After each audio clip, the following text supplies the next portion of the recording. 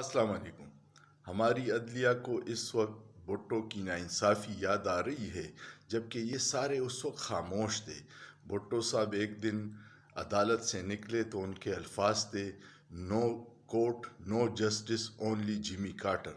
Jamie Carter اس وقت امریکہ کے صدر تھے اور ہنری کسنجر نے ایٹمی پروگرام شروع کرنے پر بھٹو کو کہا تھا کہ ہم تمہیں نشان عبرت بنائیں گے، اور پھر امریکہ نے جنرل ضیاء کو استعمال کر کے بھٹو کی حکومت ختم کی تھی۔